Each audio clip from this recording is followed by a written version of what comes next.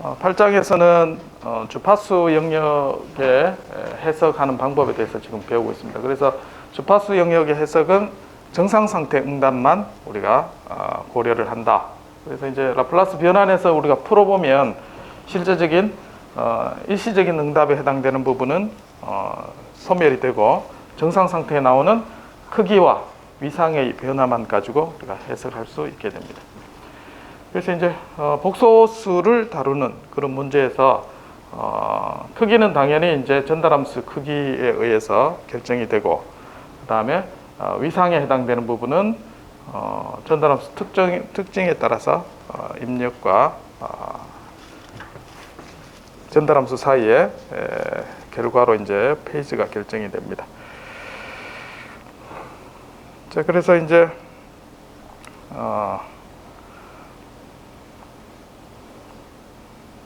2차 시스템, 표준 시스템의 주파수 응답 특성, 크게 이제 오메가에 대해서 J 오메가에 대한 크기, 절대값, 크기에 대한 게 일반적으로 이제 이러한 형태로 나타나게 되고, 여기에 이제 최대가 되는 레조넌스 프리퀀시, 그리고 크기가 루트 2분의 1 되는 밴드위드스, 그리고 이제 최대가 되는 MP 매그니튜드가 중요합니다. 자, 공교롭게도 이제 주파수 영역에서도 중요한 이 크기, 그 다음에 밴드위드스에 해당되는 부분이 제타에 관련이 되어 있습니다. 그래서 댐핑 레이쇼에 따라서 시간 영역에서 우리가 댐핑 레이쇼가 작으면 오버슈트가 이제 크게 나왔었죠.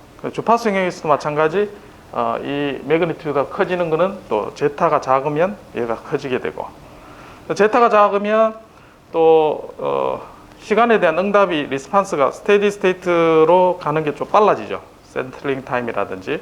마찬가지로 시간의 응답에 대해서 이제 빠른 응답을 가진다는 것은 밴드위드스가 넓다, 자, 커지는 그런 영향이 있습니다. 그래서 이런 값들이 앞에 이제 그래프로도 보겠지만 이 값들이 반비례하겠죠. 제타하고 이런 값들은 서로 반비례하는 관계를 가지게 될 겁니다. 어쨌든 실제적인 우리가 주파수 영역으로 S 대신에 이런 걸 해석할 때는 S 대신에 우리가 J 오메가를 대입을 해서 전체 크기와 위상을 쉽게 계산을 할 수가 있고, 자, 여기에 있는 부분은 미분 EG와 오메가에 대해서 미분해서 0이 되는 지점으로 우리가 계산을 할 수가 있고, 밴드위드스에 해당되는 부분은 실수와 헛수 부분이 같아지는 부분, 그래서 이 크기가 루트 2분의 1이 되는 주파수를 찾으면 우리가 이 주파수를 계산할 수 있습니다. 자, 그렇게 계산한 게 이제 앞 시간에 상세한 걸 설명을 했었습니다. 그래서 요 그래프죠. 그래서 이제 원래는 클로즈 루프 시스템의 주파수 응답 특성을 얻는 겁니다. 그래서 MJ 오메가라는 것은 클로즈 루프 시스템에 대한 주파수 응답입니다. 전체가. 그래서 나중에 이제 9장에서 넘어가면 우리가 오메가 주파수에 따라서 크기와 그 다음에 위상을 한꺼번에 표현을 하게 됩니다. 보데 플롯을 한 화면에 이제 나타나게 되는데, 거기서도 약간 이제 혼동될 수 있는 게, 우리가 관심 있는 거는 어쨌든 클로즈 루프 시스템이고, 그리고 쉽게 구할 수 있는 거는 오픈 루프 시스템의 크기와 위상입니다. 그래서 이제 그거를 전체적으로 나타내서 MJ 오메가 클로즈 루프 시스템의 응답 특성이 어떻게 될 건가를 이제 파악하는 겁니다. 자, 그래서 이제 주파수를 보면 레조넌스 프리퀀시에 여기 이제 미분해서 0이 되는 점을 찾아보니까 내추럴 프리퀀시 오메가 n의 2차 표준형입니다. 2차 표준형의 루트 1-2 제곱. 자, 이게 이제 그래프로 대략 어떻게 될 것 같아요? 제타가 x축이면 여기에 오메가 n분의 오메가 R을 루트 1 마이너스 2 제타 제곱 그리면 어떻게 될 것 같습니다. 어쨌든 반비례한다 그랬죠. 이게 레조넌스 프리퀀시가 반비례하는데 뭐 선형이면 이렇게 되겠지만 어쨌든 루트고 제곱이니까 반비례를 하게 됩니다. 근데 이제 어떻게 갈 거냐, 어떻게 될 것 같아요? 상상을 해보면 위로 이렇게 될 것 같나요? 또는 아래로 될 건지 이렇게 그림이 그려질 것 같죠. 그래서 이런 것들이 매트랩을 활용하면 여러분들 금방 우리가 이걸 그림을 그릴 수가 있습니다. 제타를 한번 그려볼게요. 자, 제타를 우리가 0.1에서 0.1 단위로 0.7까지 그림을 한번 그려보겠습니다. 벡터를 생성을 하고 그 다음에 오메가 R이라는 것을 오메가 N분의 오메가 R을 우리가 계산하면 스퀘어 루트 스퀘어 RT 1 마이너스 2 곱하기 제타의 제곱. 자, 이렇게 하면 계산이 될까 안 될까요? 매트랩을 좀 써본 학생 같은 경우는 그러면 오류가 뜨는 걸 알 수가 있습니다. 왜 오류가 뜰까? 생각대로 하면 들어가야 되는데 안 들어가집니다. 그렇죠? 자, 그 이유는 제타가 지금 벡터를 만들었습니다. 제타 찍어보면 7개 벡터 배열이 됐죠. 근데 내가 계산하려고 하는 거는 배열에다가 제곱을 해서 하라니까 벡터를 자체를 제곱하는 방법이 없습니다. 연산 방법이. 그래서 이제 각각 엘리멘트에 제곱해서 넣어달라, 이제 그런 걸 해줘야 됩니다. 그렇게 하려면 원래는 포르 부분을 써야 돼요. 그러니까 이제 코드가 조금 지저분해지죠. 전부 이제 포르 부분을 해서 이제 값을 대입을 하려니까 뭐 쉽게 하려면 그렇게 할 수 있는데 우리는 벡터를 연산할 수 있으니까 이제 점을 찍으면 얘가 각각 엘리멘트에 제곱을 해서 벡터를 만들어 달라, 이제 그런 의미가 됩니다. 자, 이렇게 하면 이제 오메가가 정상적으로 벡터가 만들어집니다. 자, 그래서 플러스를 한번 해볼게요. 플롯 제타를 x축으로 하고 오메가 r을 그림을 그리면 자, 예상대로 이렇게 나오는 걸 알 수가 있습니다. 자, 제타에 대해서 반비례한다. 그런데 위로 볼록하게 이렇게 내려가는 그림을 그릴 수가 있습니다.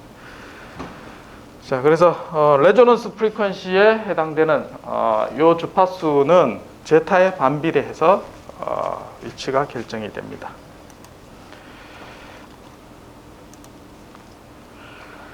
자, 그 크기에 해당되는 부분은 계산해 보면 이 부분이고, 크기는 이제 여기 앞에서 크기에서 제타에 해당되는 값을 대입을 하면 이와 같이 이제 크기가 나오죠. 자, 얘는 그래프가 어떻게 될까요? 요 크기도 제타에 반비례한다, 그렇게 설명을 했죠. 물리적으로 생각하면 그렇게 되는데 요것도 이제 계산을 해볼 수가 있겠죠. 한번 계산해 볼까요? 이것도. 자, MP는 1 나누기 갈로 2 곱하기 제타 곱하기 SQRT 1 마이너스 제타 제곱. 자, 이렇게 하면 오류가 뜨겠죠, 당연히. 그래서 이제 각각의 엘리멘트를 해주고, 자, 제타 여기도 점 찍어야 되나? 자, 벡터니까 어쨌든 이렇게 해줘야 되겠죠. 자, 이렇게 하면 될까요, 안 될까요? 자, 분모는 벡터가 연산이 됐죠. 근데 벡터를 1로 나눠라, 이렇게 하면 오류가 뜨겠죠. 그래서 1도 얘는 각각의 엘리멘트로 해줘야지 정상적으로 됩니다. 자, 그래서 플롯 제타의 MP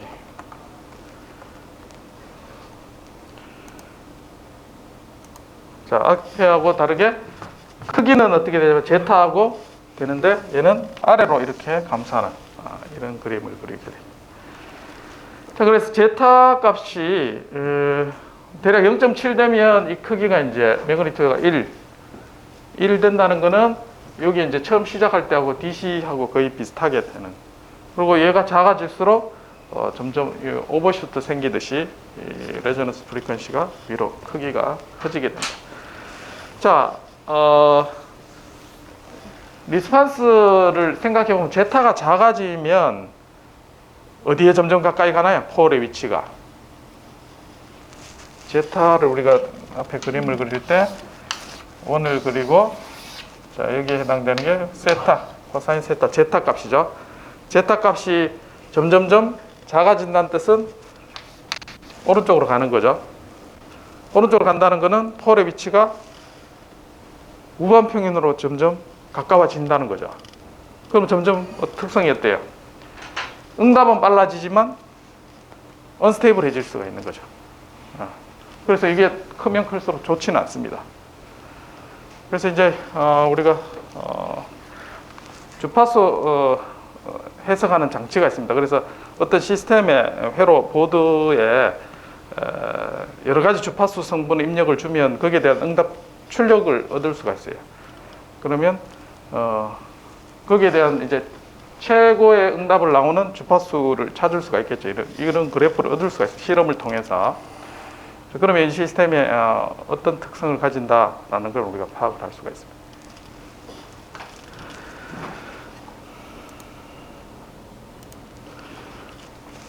자, 그래서 앞에 얘기했던 크기에 대한 공진 주파수와 자, 그다음 대역폭. 대역폭도 요것도 이제 그림을 그릴 수가 있습니다. 그림을 그릴 수가 있는데 조금 복잡하죠. 이제 제타에 대해서 이와 같이 밴드위드스를 얻을 수가 있습니다. 밴드위드스도 반비례하게 제타에 반비례합니다. 이것도 한번 그림을 한번 그려볼까요? 이것도 조금 복잡하지만 뒤에 나오기 때문에 한번 살펴보겠습니다. WB는 스퀘어 루트 그 다음에 1-2 곱하기 제타 점의 제곱 자, 더하기 스퀘어 루트 별로 4 곱하기 제타 4승 여기다 점 찍어야 되죠. 마이너스 4 곱하기 제타 제곱 플러스 2 자, 이게 스퀘어 루트 자, 그 다음에 루트 이제 자, 오메가 b가 계산이 됐습니다. 자, 그래서 플러스를 한번 해볼게요. 제타의 오메가 b 자, 반비례하죠. 반비례한데 이 모양하고 거의 비슷하게 있는 형태로 만들어집니다. 근데 이제 앞에보다는 곡선이 약간 덜 휘어지는 그런 모양을 가지고 있습니다. 그러니까 밴드위드스가 제타가 크면 클수록 밴드위드스는 작아지는 반비례하는 당연히 그렇겠죠. 응답이 느려지는 거죠. 제타가 작으면 빠른 응답을 댐핑 레이쇼가 작아서 빠른 응답을 가진다는 것은 밴드위드스가 조금 넓어진다. 그래서 제타 위치를 보면 우리가 시간 영역에서 해석했던 거하고 같은 맥락에서 해석을 할 수가 있습니다. 자, 그래서 이 차단율도 제타에 반비례하는 식으로 얻을 수가 있습니다. 그래서 제타 값이 여기 이제 작으면 여기 마찬가지 컷오프 프리퀀시에 0.7 제타가 0.7일 때는 여기 3dB 떨어지면서 우리가 20dB로 떨어지는 게 확인되지만 제타가 작으면 여기 이제 올라갑니다. 특히 이제 페이지를 보면 0에서 이제 마이너스 180까지 떨어지는 쪽에서 급격하게 떨어지는 게 제타가 작을 때 급격하게 위상이 바뀌게 된다는 걸 확인할 수 있습니다.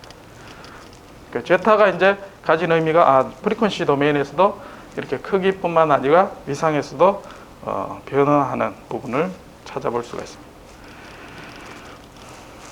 자, 그래서 주파수 응답 특성에 S 대신에 제 오메가를 쓰면 크기와 위상으로 쓸 수가 있고 그 크기를 20dB 해서 표현한 게 이제 보드 다이그램이라고 이야기를 했습니다. 자, 이거를 그러면 이제 하나하나씩 이제 우리가 살펴보게 될 텐데, 이제 여기가 이제 주파수 1차 시스템에 폴이 있을 때, 자, 보면은 이제 오메가가 타우분의 1일 때 실수값과 허수값이 같아지는 거죠. 그때부터 이제 컷오프 프리퀀시로 이제 20dB 떨어지는데, 얘 주파수가 10배 될 때 크기가 마이너스 20dB. 그 다음에 10분의 1. 그래서 중심 주파수를 가지고 우리가 10배 이상 했을 때와 그 다음에 10분의 1, 그 사이를 가지고 보드 다이어그램을 그리는 기초로 이제 활용할 수가 있습니다. 자, 이거를 여러분들이 실제 코드를 좀 짤 수가 있어야 됩니다. 이게 보대해서 매트랩에서 전달함수 보대하면 쉽게 그려주죠. 자, 그렇게 얻으면 이게 어떻게 안에 내부적으로 계산되는지 그거를 잘 파악을 못할 때가 있습니다. 그래서 한번 요것도 계산을 해보겠습니다. 전달함수를 뭐 심플한 것부터 먼저 해볼게요. 자, 오메가를 주파수를 계산하겠습니다. 자, 0.1에서 로그 스케일로 할게요. 로그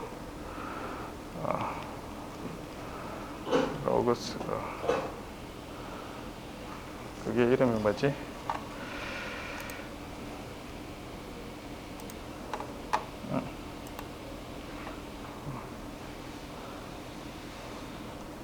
USB가 어디 갔나?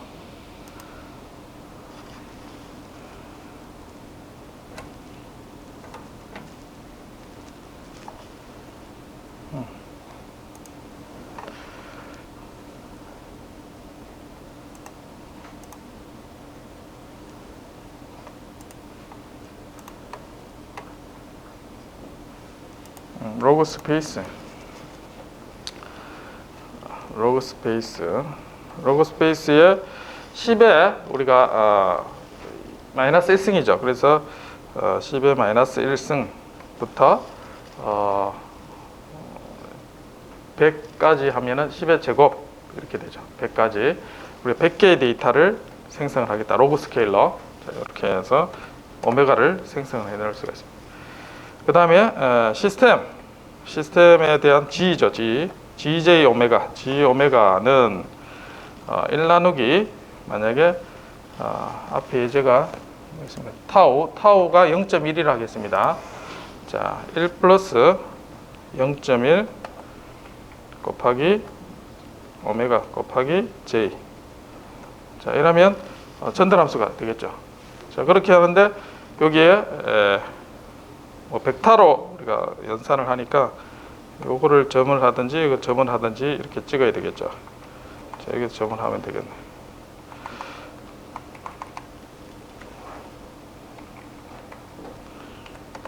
자, 이러면 GJ 오메가가 됐습니다. 그래서 이제 얘의 크기는 ABS, 앱솔루트 크기를 가지고 X축이 그냥 플랫을 한번 해보겠습니다. 플랫 해보면 W가 로그 스케일로 값이 100개가 생성되고 그 다음에 절대값은 ABS G 오메가. 자, 이러면 우리가 원하는 그런 어떤 보대 그래프 그렇게 안 나오죠. 왜 그러냐면 주파수 커짐에 따라 급격하게 이제 절대 크기는 이렇게 작아집니다. 자, 그래서 얘를 어떻게 하냐면 X도 로그 스케일로 해야 되고 Y도 로그 스케일로 해야 돼요. 실제 여러분 데이터를 얻으면 포르품을 한다든지 이렇게 얻으면 1대1로 매핑하면 이제 하나하나가 복소수 값이 나올 텐데 거기에 대한 크기 값만 그리면 이렇게 나옵니다. 됐죠? 그래서 얘를 이제 로그 스케일로 바꾸게 로그 하면 이제 됩니다. W에 ABS GW. 자, 우리가 많이 보던 그런 보대 플랫 그림이 되죠. 그래서 주파수가 10, 이게 10의 1승이 됐을 때 3dB 떨어지고 20dB 형태로 떨어지는 보대 플랫이 그려집니다. 그래서 이제 그려진 게 이런 모양입니다. 지금 로그 스케일 X도 로그 스케일로 해주고 그러니까 얘가 10배씩 이렇게 증가하는 거죠. 그렇게 해주고 얘도 마찬가지 20dB로 해서 크기를 그려주면 우리가 원래 많이 봐던 보데 플러스를 얻을 수가 있습니다. 자, 그래서 벡터 결국은 우리가 주파수 영역에서 해석하는 것은 주파수의 x의 벡터 개수와 y축에 제오메가를 대입해서 얻어진 복소수 값의 크기와 위상만을 하나하나에서 얻어진 벡터다. 자, 그렇게 이해하면 되겠습니다.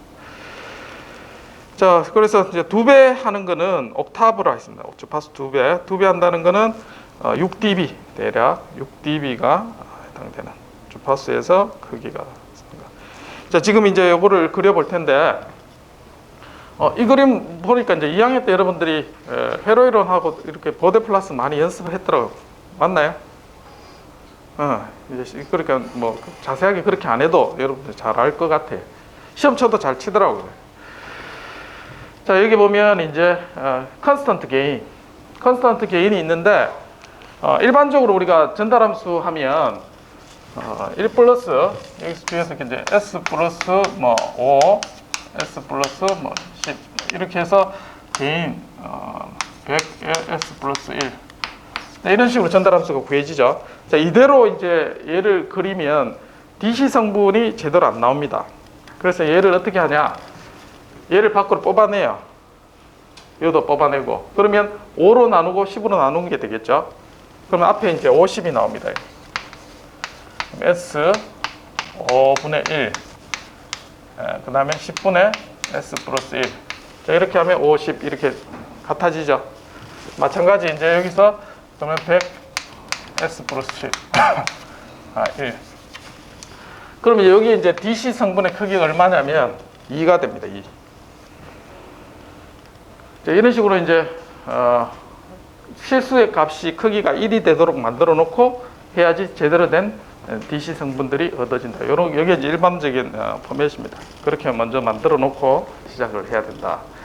안 그러고 그냥 여기에 100이네 해서 이제 DC 100 이렇게 하면 틀려지죠. 왜냐하면 이런 것 값들이 전부 다 이제 영향을 주게 되는 거예요. 자, 어쨌든 DC 성분의 개인. 그 다음에 1번. 자, 2번은 제로를 만나면 오메가가 타우 분의 1일 시점에서 10배 증가할 때 20dB로 증가하는. 그 다음에 세 번째 이제 원점에서의 폴입니다. 원점에서 폴. 원점에서 폴은 주파수가 1일 때 기준으로 해서 10배 증가할 때 20dB로 떨어집니다. 이게 제곱이다. 그러면 40dB가 떨어지겠죠. 20dB, 40dB. 자, 얘는 이제 여기가 오메가가 타우분의 1일 때 20dB 떨어지겠죠. 그 다음에 2차 시계 같은 경우는 실수값을 노멀라이즈 시키고, 자, 여기 보면 주파수가 오메가 n, 내추럴 프리퀀시라죠. 그래서 내추럴 2차 식에서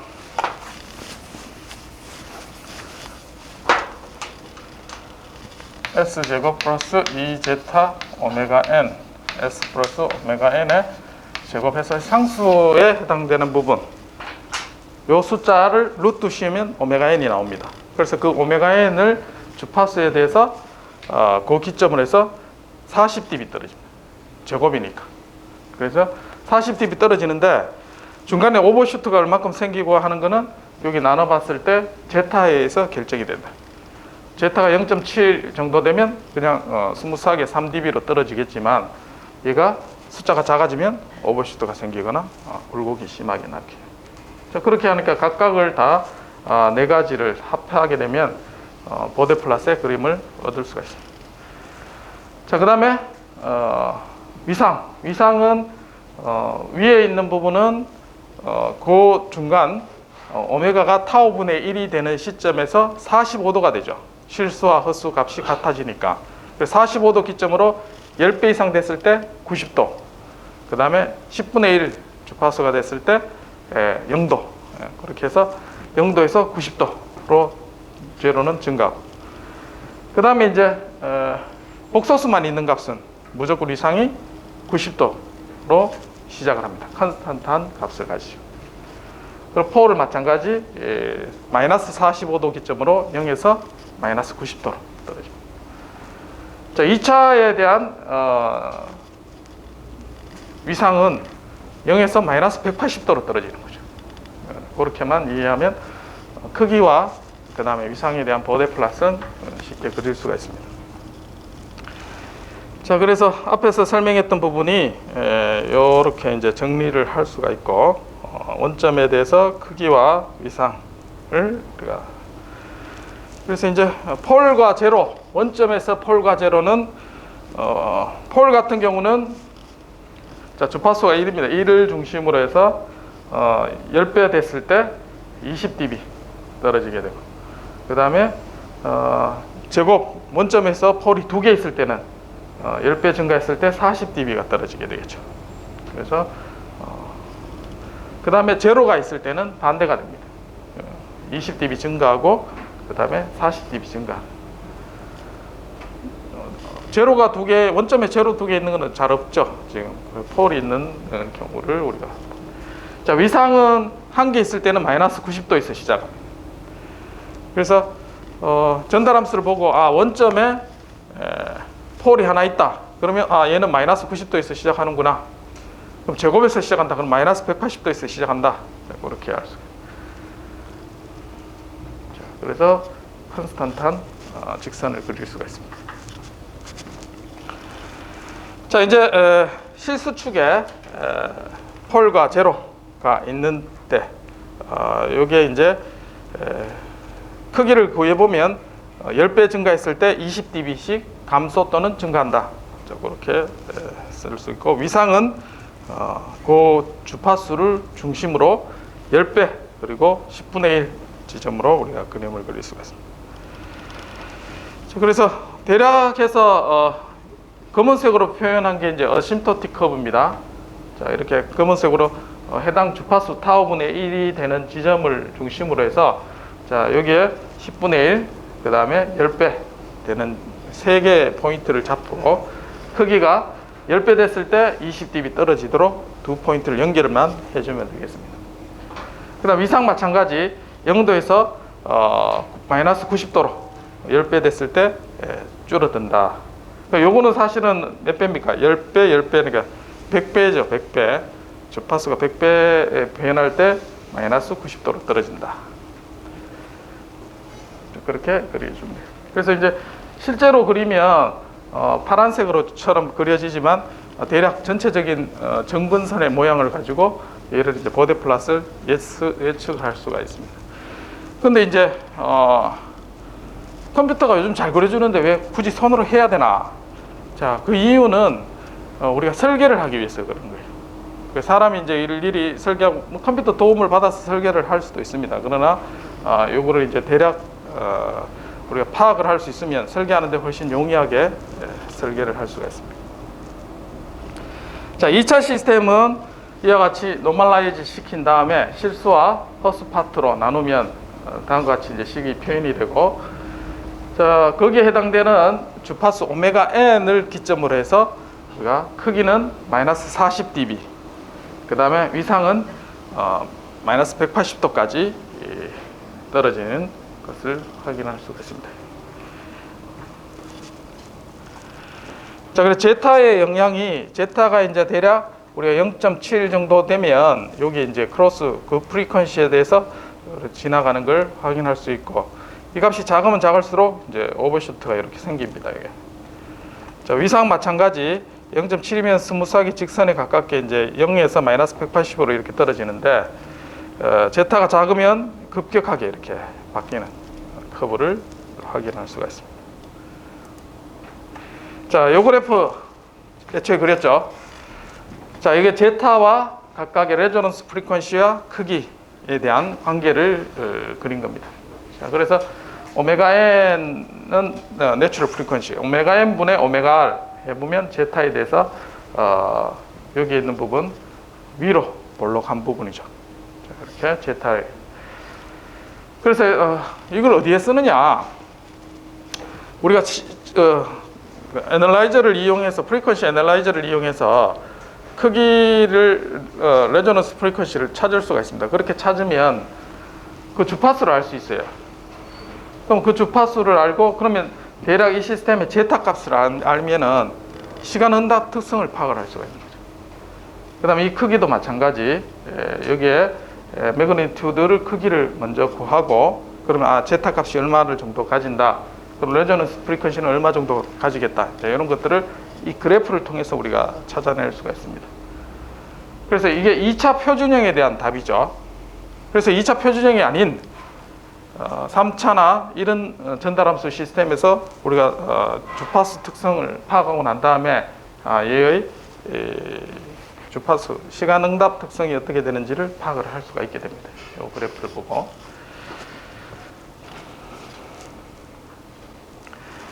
자, 그 다음에 주파수 영역에서 위상과 크기를 구하는 걸 이제 실제적인 변화하는 과정에서 살펴볼 수가 있습니다.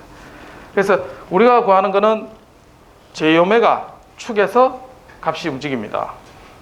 자, 주파수 응답 특성에서.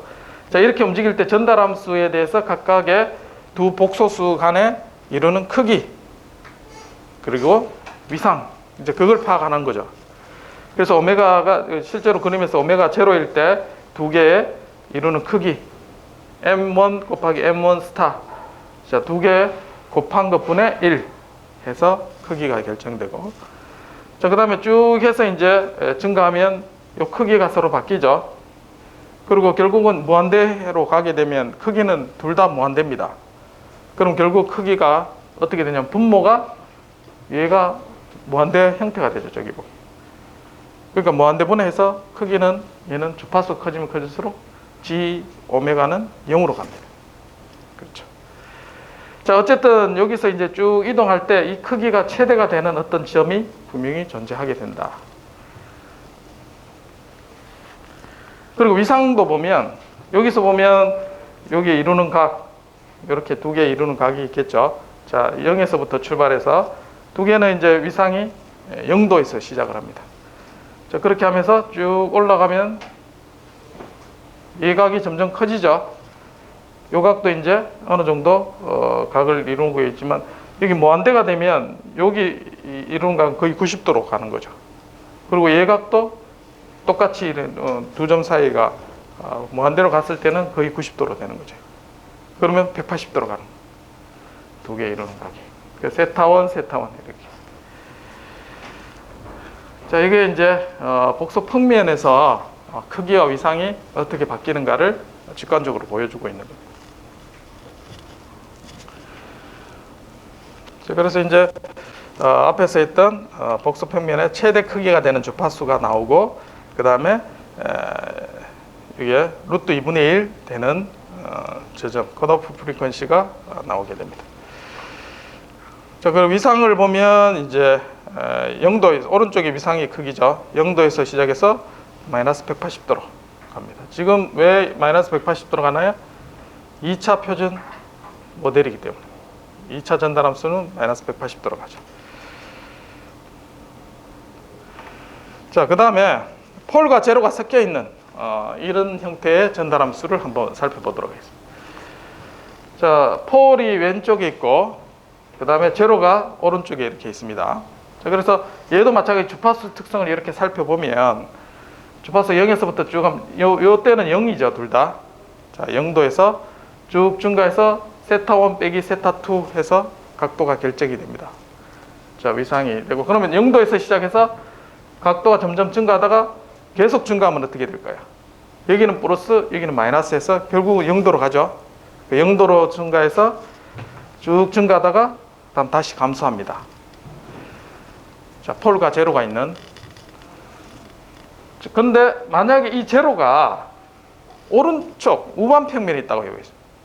자, 그렇게 되면 처음에 180도부터 시작하죠. 이렇게 하면 제로가 분자에 있고 폴이 분모에 있습니다. 그래서 180에서 증가해서 쭉 무한대로 가면 얘도 마찬가지 90도 빼기 90도에서 0도로 갑니다.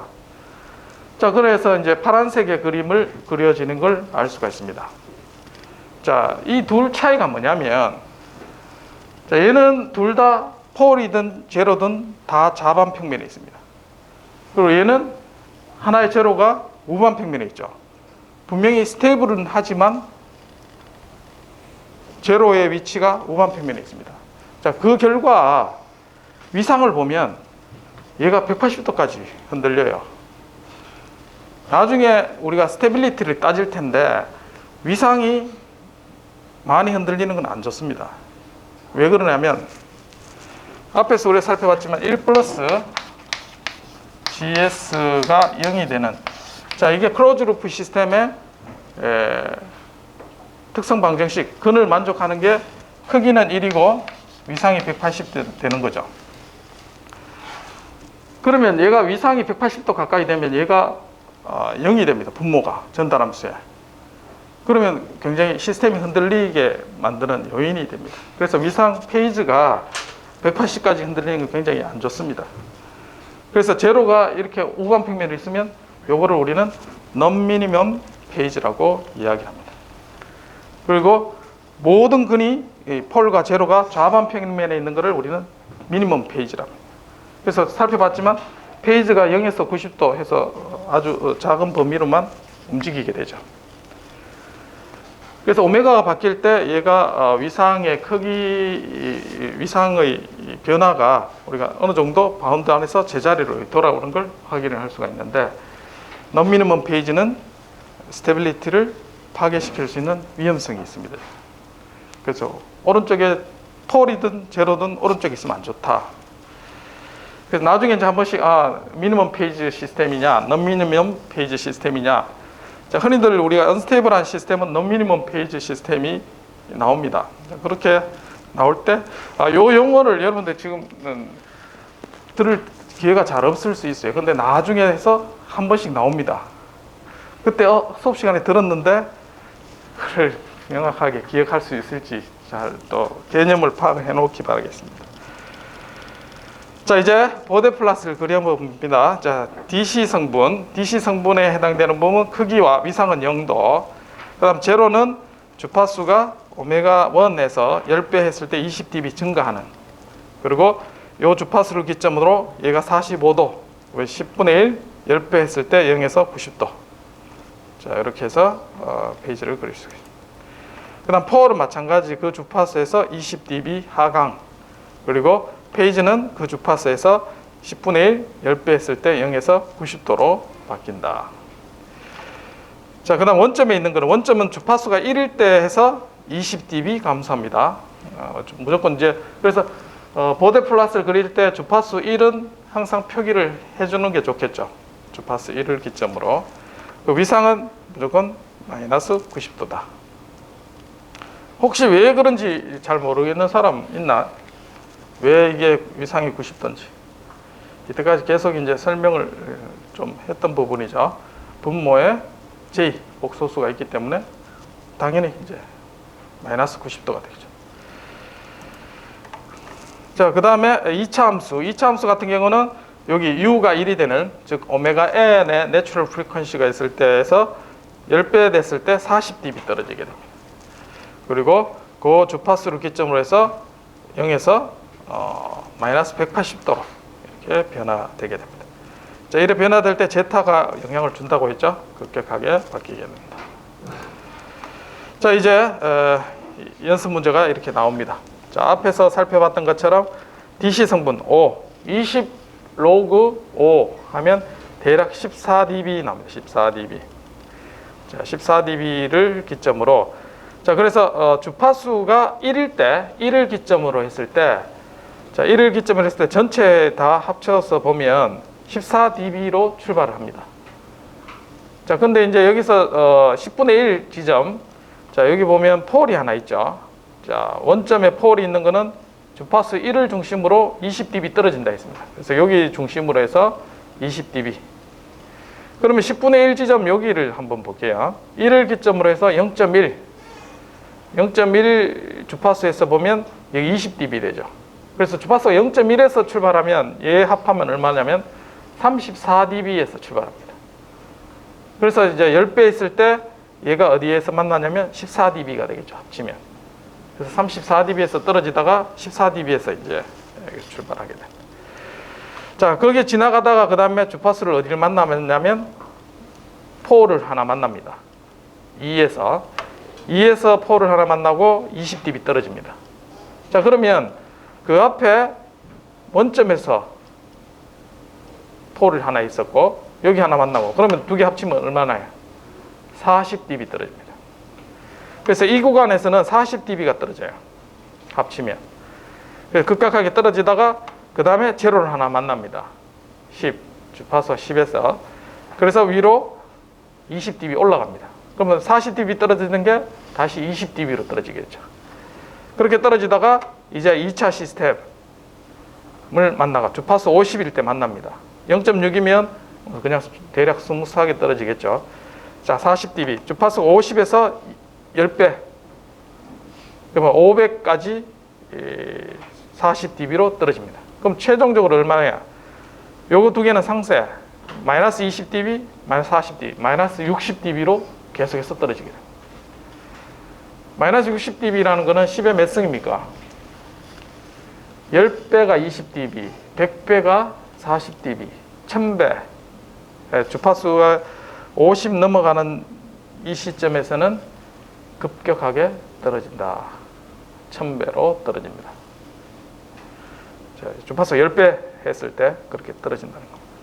자, 크기는 이제 대략 그릴 수 있겠죠. 이제 각각을 그릴 수 있으면 얘를 이제 합쳐서 그려주면 되겠습니다. 그래서 직접 그린 페이지를 보도록 하죠. 그래서 이제 1일 기점으로 14dB, 14dB에서 이제 제로 원점에 있으니까 여기가 20dB 떨어집니다. 이렇게 떨어지고 0.1일 때 요 위에 보면 우리가 34dB에서 출발하게 되겠죠. 34dB에서 쭉 해서 얘가 수렴하다가 주파수가 2일 때 폴을 한 개 만났죠. 그럼 40dB 떨어집니다. 이러다가 그 다음에 10을 만났을 때 제로를 하나 만나죠. 그래서 다시 40dB에서 20dB 가다가 끝에 2차 시스템을 50 주파수에서 만나서 마이너스 60dB로 떨어져요. 그래서 꺾이는 점만 잘 해서 그림을 그려주면 우리가 흡사함 정확하게 그린 거하고 비슷한 형태의 5대 플러스를 그릴 수가 있겠습니다. 자, 그다음 페이지를 보겠습니다. 자, 페이지는 자 먼저 제로부터 보겠습니다. 제로는 주파수가 2일 때를 기점으로 해서 45도 이건가요? A네. 2일 때 폴이 하나 있죠. 폴을 중심으로 해서 이 주파수에서 45도 마이너스 45도 자 있고 그 다음에 제로가 10에서 있죠. 10을 중심으로 얘가 45도 10분의 1 그 다음에 10배 해서 0에서 90도로 증가합니다.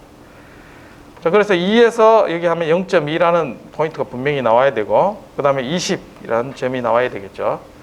자, 그래서 요 그림을 그리고 그 다음에 폴에서는 원점에서 폴은 마이너스 90도 그래서 상수 마이너스 90에서 시작합니다.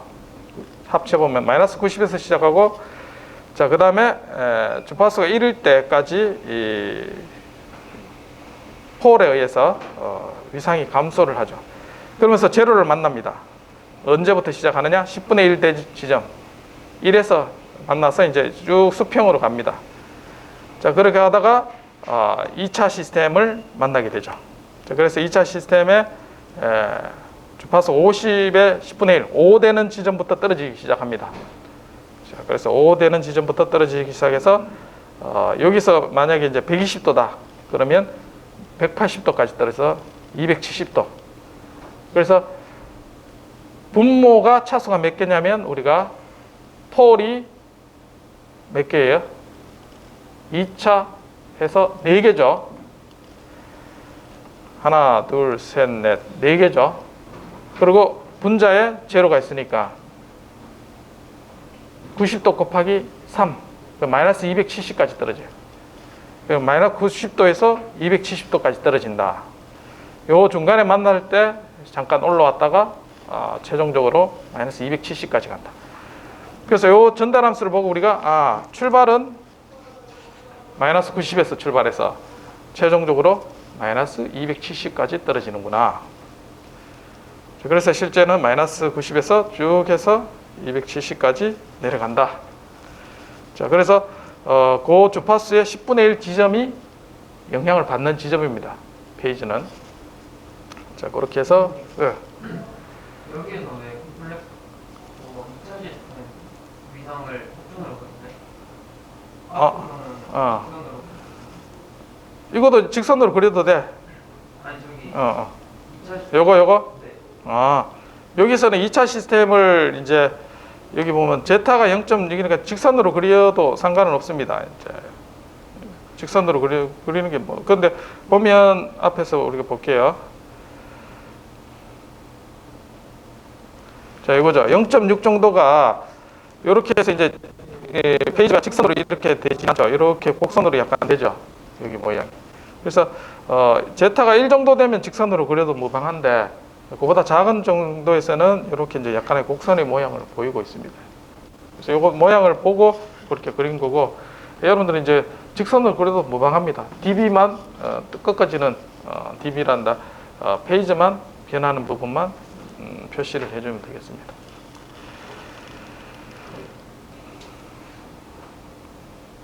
네. 그래서 이제 실제 우리가 크기를 앞에서 그린 것처럼, 자, 이거는 이제 C나 이런 프로그램을 이용할 때 이제 각각의 주파수에서 값을 대입을 한 겁니다. 그래서 크기를 오메가 0.1에서 10의 3승까지 모든 주파수에 대해서 크기를 값을 대입을 하고, 크기, 요건 앵글이죠. 매그니튜드 크기와 앵글을 계산해서 이제 값을 얻은 겁니다. 그래서 그려보니까 이제 이런 형태로 그려지죠. 앞에서 봤던 것처럼. 그리고 우리가 흔히도 보던 보데 플러스의 모양은 안 나올 겁니다. 실제로 보면 여기서 급격하게 떨어지고 거의 안 보입니다, 이게. 로그 스케일로 펼쳐봐야지 이렇게 이제 잠깐 보이는 거죠. 그래서 이 플러스를 로그 취해서 보면 우리가 앞에서 봤던 그런 모양을 얻을 수가 있습니다. 그리고 실제 여러분들이 해보면 이런 그림을 얻을 수가 있습니다.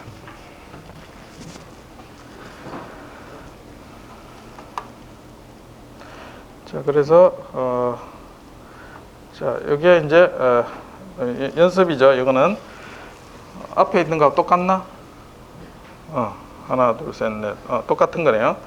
자, 그래서 앞에 있던 형태를 시스템을 주고 보데 플러스를 그리면 이와 같은 형태의 결과를 얻을 수가 있고요. 그래서 4차 시스템 그리고 제로가 있다. 그래서 이제 한 개가 이제 결국 사라지면 S의 3승, S 3승은 90도 곱하기 3, 마이너스 270도로 결론적으로 수렴하게 됩니다. 그리고 DB 같은 경우는 끝에 이제 2차 시스템을 만나게 되면 얘가 이제 60dB로 떨어지게 되는 거죠. 앞에서 이제 손으로 그렸던 부분들을 이제 이런 형태로 나오면 이제 이 부분을 밖으로 뽑아낸다 그랬죠. 2가 밖으로 나오고 얘는 50 제곱 2500이 밖으로 나오죠. 그리고 10이 앞으로 나옵니다. 그래서 요거는 서로 상쇄되고 결국은 DC 성분은 5가 됩니다. 5를 가지고 계산을 해줍니다. 그럼 각각의 프리퀀시에 해당되는 부분은 이제 2, 그 다음에 50, 10 이런 부분으로 그림을 그릴 수가 있습니다. 자, 요거는 어떻게 될까요? DC 성분은 10, 그 다음에 100 하면 10이 되죠. 그러면 얼마입니까? 20dB 되죠. 20dB. 그래서 20dB에서 시작을 합니다. 그리고 쭉 지나가면 제로를 만납니다. 주파수가 1일 때 20dB 상승하죠. 10의 0승에서 20dB 상승하고 올라갑니다. 그래서 주파수 10일 때까지 올라갔다가 10을 만나면 그 다음 바로 제로를 만나죠. 자, 그러면 여기에서 수평한 구간을 만납니다. 10부터 10배 될 때까지 계속 수평되는 값을 가지다가 그 다음에 100을 만나면 또 4를 만나죠. 그래서 20dB 떨어집니다. 그래서 원래는 직선으로 그리다가 위로, 그 다음에 수평, 아래로 이렇게 그릴 수가 있습니다. 페이지는 0도에서 시작하죠. 원점에 폴이 없죠. 그래서 0도에서 시작해서 최종적으로 어디로 갑니까?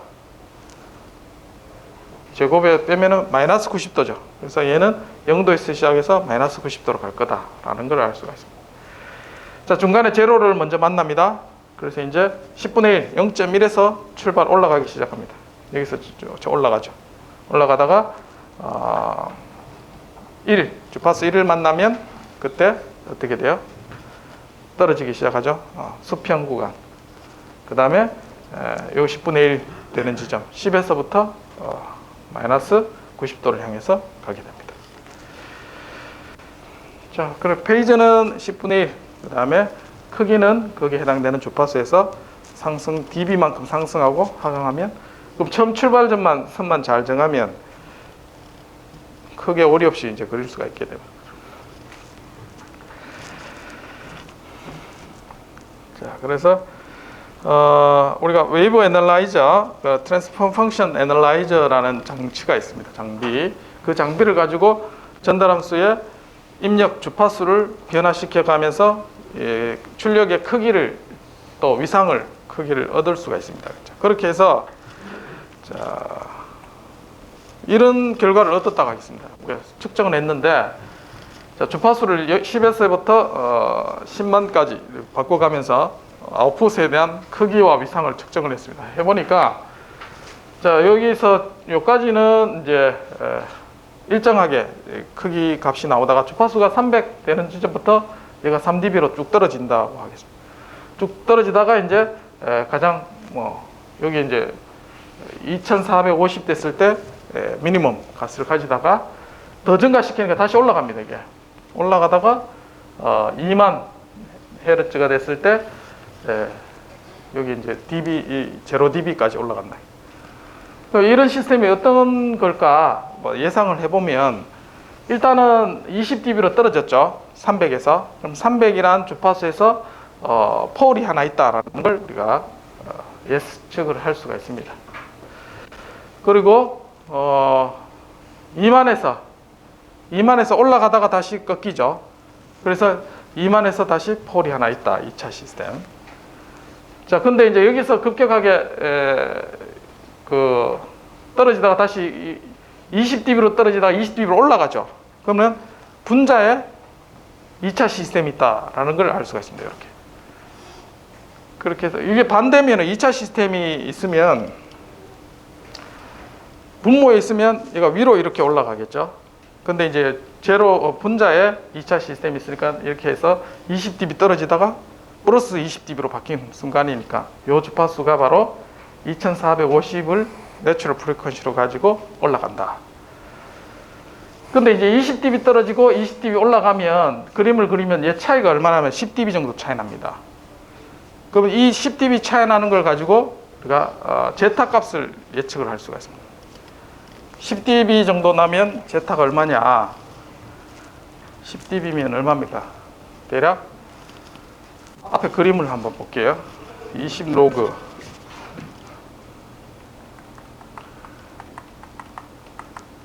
요 그림. 자, 제타하고 관련된 매그니튜드를 보면 20 로그 1.75 정도 되면 20 로그 1.75 해볼게요. 20 로그 1.75 하면 20 곱하기 로그 1.75 대략 10dB 나오죠. 맞죠? 맞습니까? 그래서 제타가 그때 얼마예요? dB가 10dB 정도 떨어지니까 0.3 정도 됩니다. 그래서 여기 대략 값이 0.3 얼마다 라는 걸 알 수가 있다.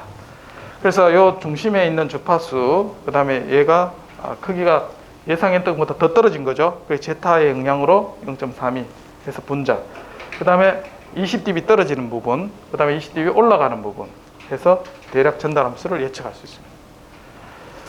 그래서 이 시스템이 선형 시스템이 아니다 하더라도 프리퀀시 애널라이저를 이용해서 이 그래프를 얻을 수 있으면 이 전달 함수 예측을 할 수가 있습니다. 자, 모델을 알면 우리가 이제 지역이 설계하기가 쉬워지죠. 그래서 분석을 할 수가. 자, 페이지를 보면, 자, 여기서 보면 이제 폴을 만납니다. 그래서 0에서 마이너스 90도로 떨어지죠. 자, 떨어지고 있다가 중간에 내추럴 프리퀀시, 레저넌스 프리퀀시에서 제로를 2차 시스템을 만납니다. 그럼 급격하게 마이너스 90도로 가던 게 이제 플러스로 위로 올라갑니다. 그러다가 다시 포를 만나서 제로로 수렴하게 되죠. 그래서 이런 페이지를, 이런 거는 일반적으로 살펴보기 어렵죠. 뭐 쭉 떨어지거나 올라가는 이런 걸 볼 수 있는데, 이런 거는 제로가 있기 때문에 중간에 페이지가 0도를 중심으로 출렁거리는 현상을 볼 수가 있습니다. 자, 그래서 이제 제타가 0.3 굉장히 작으니까 이제 요 페이지 바뀌는 부분이 급격하게 바뀌는 거죠, 지금. 이제 크다 그러면 이게 이제 완만하게 변하게 되겠습니다. 자, 그래서 퍼포먼스 스펙은 이제 크게 주파수 영역에서 이렇게 정리를 할 수가 있습니다. 자, 레저넌스 프리퀀시, 밴드위드스, 매그니튜드, 맥시멈 매그니튜드 세 개 포인트만 가지고 2차 표준형 시스템의 스펙을 결정할 수가 있습니다. 그래서 레저넌스 프리퀀시와 크기의 관계, 그 다음에 밴드위드스 관계. 자, 그래서 시스템 응답이 빠르다, 그럼 밴드위드스가 크다. 그 다음에 제타하고 관련이 되어 있죠. 제타에 따라서 이 오버슈트 MP가 크면은 얘가 제타가 작다. 그렇게 스펙을 정하고 있습니다. 자, 이게 이제 밴드위드스의 앞에 복잡한 식을 직접 그려봤습니다. 앞에서 이 그림을 보여드렸고, 그걸 대략적으로 살펴보면 어쨌든 제타하고 반비례하죠. 그래서 밴드위드스가 크면 어떻게 될까요? 크면 제타 값이 작아지죠. 작아져서 응답의 리스판스가 빨라집니다. 빨라지고, 이게 이제 작아지면 작아질수록 그 제타 값을 크게 키우는 영향이 있어서 상대적으로 응답이 느려지는 결과가 있습니다. 그 밴드위드스에서 그림을 제타에서 복잡한 시기점에 트래비스 하께 보였는 거 어디 갔네? 요식 이걸 직접 그려본 거죠.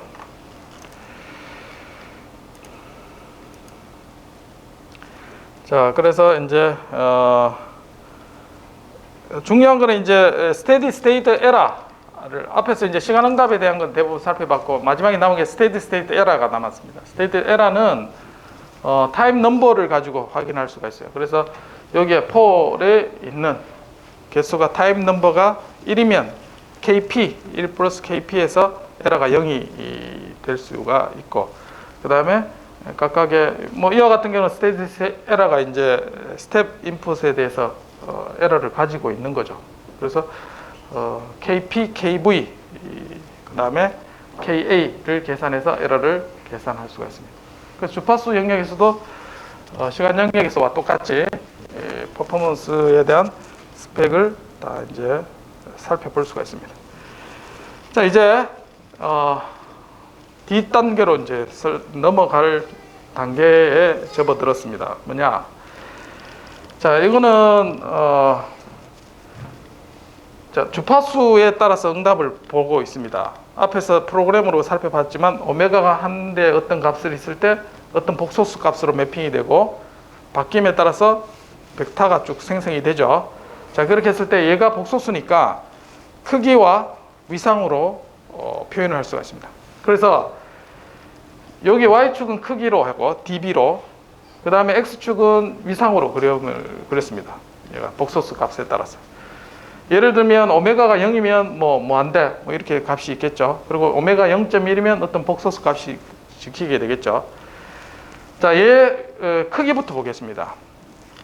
크기는 오메가가 0에 가까울수록 어떻게 되나요? 크죠? 자, 크기는 크게 되다가 오메가 증가할수록 어떻게 돼요? 이 크기가 커지니까 절대적인 크기는 감소하죠. 그래서 위에서 아래로 갑니다. dB로 따지면 맞죠? 자, 위에서 아래로 방향한다. 주파수 커짐에 따라. 그 다음 위상을 보겠습니다. 위상은 얘가 어디서 출발한다 했나요? 고대 플러스를 그릴 때 마이너스 90도에서 시작해서 마이너스 270도로 가죠. 오메가가 증가함에 따라서. 자, 그래서 얘는 오른쪽에서 왼쪽으로 흐를 거다는 걸 알 수가 있어요. 그러면 이제 실제로 그려보면 이렇게 흘러갑니다. 위에서 아래로, 그 다음에 오른쪽에서 왼쪽으로.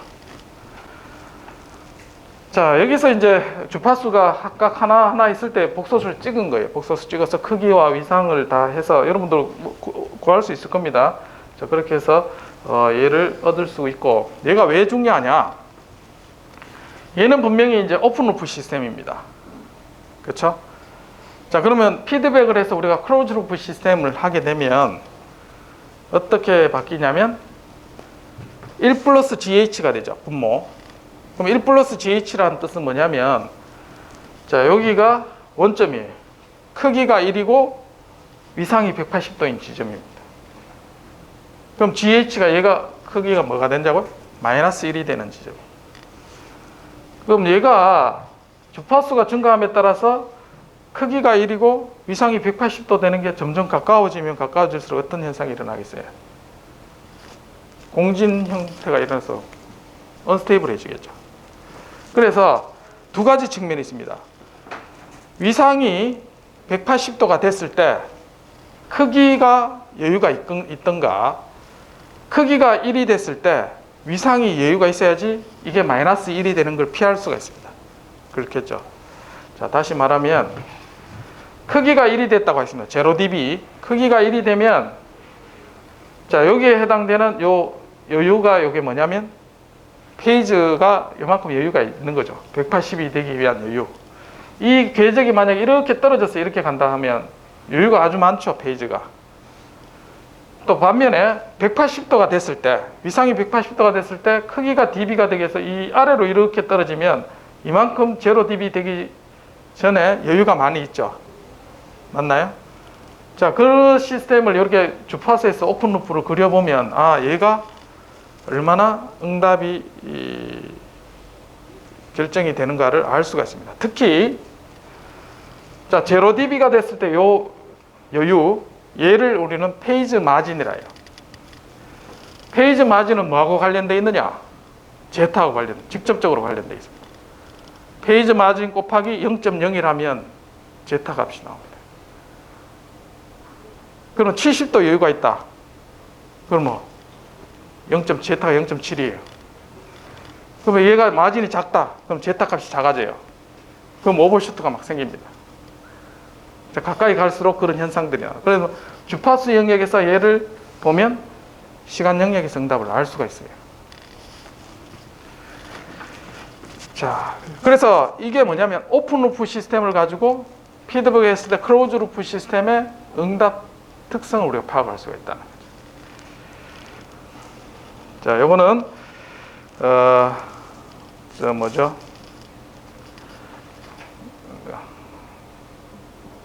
무슨 프린터라 그러나 그거 요즘 많이 나오는, 어쨌든 플라터입니다. 그 그림을 그리는 거고 조각을 새기는 그런 장치입니다.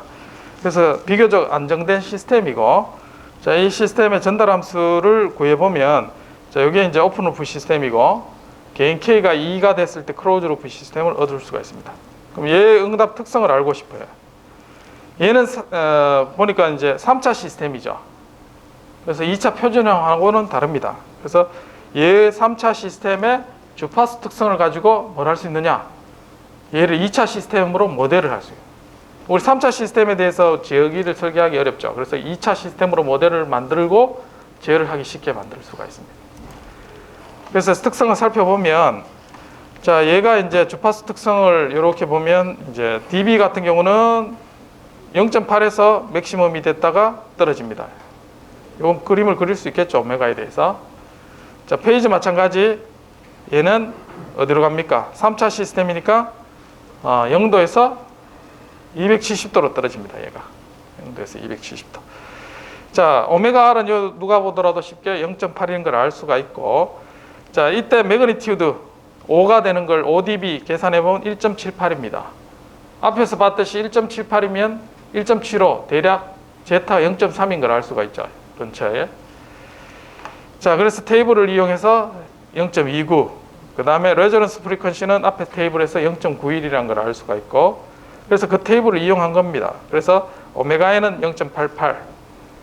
자, 그래서 전달함수를 구해보면 앞에 제타와 오메가N 얻어진 값으로 2차 시스템으로 모델링 할 수 있어요. 자, 얘를 제타 값하고 그 그때 이제 오버슈트를 계산하면 37%, 세틀링 타임은 15초라는 걸 알 수가 있어요. 이걸 갖고. 실제로 해보면 얘가 34% 나오고 17초 나옵니다. 비슷하죠? 그래서 2차 시스템으로 모델해서 재개 설계할 수 있어요. 그런 식으로 우리가 주파수 영역에서는 시간 영역에서 어프락시메이션에서 우리가 다루고자 하는 시스템으로 모델링을 할 수가 있습니다. 네, 여기까지가 오늘 여기까지 하도록 하고 뒤에 8.2는 월요일 날 다음 주 월요일 다시 하도록 하고 요거 8장 끝나면 수요일은 7장 8장 연습 문제 풀이를 하고 다음 주 되면 8장까지 마무리가 돼요. 그럼 진도가 뭐 그렇게 빠르진 않겠죠. 이유가 있으면 매트랩 프로그래밍 하는 거 또 설명을 하도록.